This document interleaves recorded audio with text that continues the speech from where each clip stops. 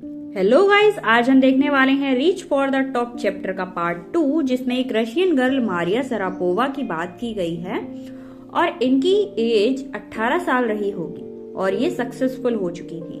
तो ये पूरे वर्ल्ड की लड़कियों के लिए एक मिसाल हैं और इन्होंने टेनिस में ऐसा धमाल मचाया था, छोटी सी उम्र में ही ऐसा धमाल मचाया था कि ये टेनिस की दुनिया में छा गई थी और वर्ल्ड की फर्स्ट वुमेन टेनिस खिलाड़ी बनी थी।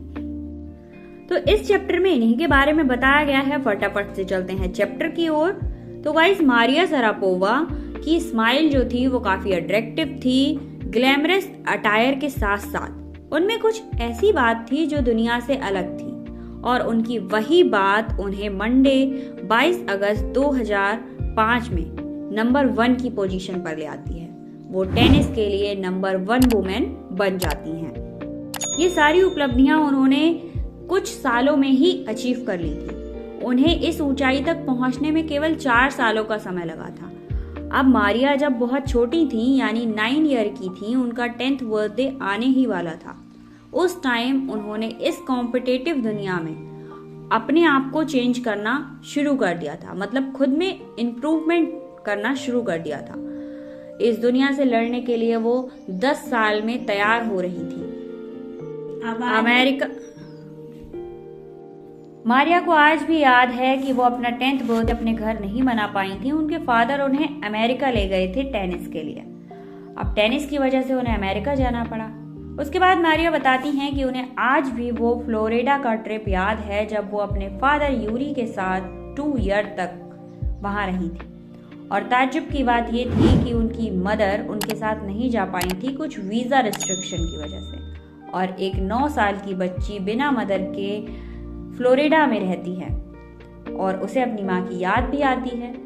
येलेना उनकी जो मदर थी, उनको वो बहुत ज़्यादा मिस करती हैं और बहुत लॉयल फील करती हैं। उनके फादर जो थे वो उनकी फीस को भरने के लिए कहीं बहुत ज़्यादा मेहनत कर रहे थे, तो वो उनसे मिलने भी नहीं आ पाते थे क्योंकि बहुत ज़्यादा काम करने की वजह से उनके पास टाइम ही नहीं होता था मारिया से मिलने का। वो उनकी फीस को पे करने के लिए सब कुछ कर रहे थे। मारिया बताती हैं कि जब वो हॉस्टल में टेनिस की प्रैक्टिस के लिए गई हुई थी तो वो काफ़ी यंग थी एंड उनका जो टाइमिंग था सोने का वो 8 o'clock था। अब वो 8 बजे सो जाती थी। उनके जो और साथ वाले साथी थे या फ्रेंड्स कह सकते हैं, वो 11 बजे सोते थे। अब वो जैसे ही रूम में आते थे तो मारिया को जगा दिया करते थे और अपने सारे रूम की सफाई और ये सब कुछ उन्हीं से कराया करते थे। पर इन सब चीज़ों से मारिया डिप्रेस नहीं हुई। उन्होंने अपना फोकस अपने गेम पर बनाए रखा और आगे बढ़ती गई। वो और ज़्यादा स्ट्रांग होती गई और हार्ड होती गई। उन्होंने खुद का ख्याल खुद रखना सीख लिया था क्योंकि वो एक छोटी बच्ची थी जो 8 या 10 साल की हुई भी नहीं थी। अब उन्होंने खुद का ख्याल खुद रखना शुरू कर दिया था। वो कहती हैं, When you come from nothing and you have nothing, then it makes you very hungry and determined। इसी हार्डनेस की वजह से विंबलडन 2004 में वुमेन्स अगेंस्ट क्राउन मिला था उनको और वो नंबर 1 की पोजीशन पर पहुंच गई थी। गाइस, साइबेरिया के फ्रोजन पैलेस से वुमेन टेनिस तक का ये सफर उनके फैंस के दिल को छू जाता है। जो टेनिस प्लेयर हैं उनके दिलों को छू जाता है और उनकी इस जर्नी को याद कर कर बहुत से लोगों को मोटिवेशन भी मिलता है।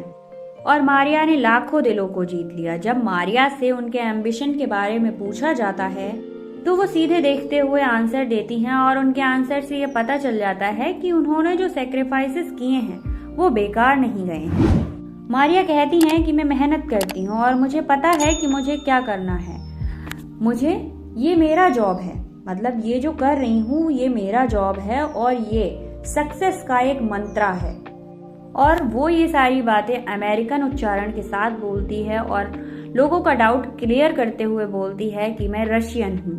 वो कहती हैं, आई एम रशियन। वो बताती हैं कि जो अमेरिका है, यूएसए है, वो मेरी लाइफ का एक बड़ा पार्ट जरूर रहा है, बट मेरे पास जो सिटीजनशिप है वो किसकी है? रशिया की है और मेरा जो खून है, ब्लड है, वो भी रशियन है।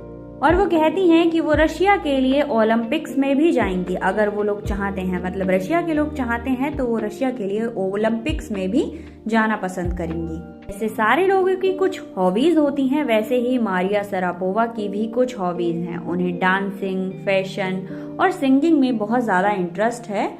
उन्हें नोवेल्स पढ़ना, नाइट गाउन्स पहनना, ये सब कुछ पसंद है। और उन्हें केक, चॉकलेट केक भी बहुत ज़्यादा पसंद है। कुछ ड्रिंक्स हैं जो उन्हें बहुत ज़्यादा पसंद है। मारिया को कैटेगराइज नहीं किया जा सकता। उनके अंदर जो टैलेंट है, जो इच्छाएं हैं, वो अनलिमिटेड हैं और वो जो सेक्रीफाइस करती हैं वो कोई नहीं कर सकता। मारिया कहती हैं कि मनी जो होता है वो बहुत ज़्यादा इम्पोर्टेंट है, बट जो टेनिस है वो एक बिजनेस है। मनी मोटिवेशन हो सकती है, बट जो टेनिस है वो एक बिजनेस है, एक स्पोर्ट्स है। और सबसे बड़ी बात है कि पूरे वर्ल्ड में नंबर 1 बनना।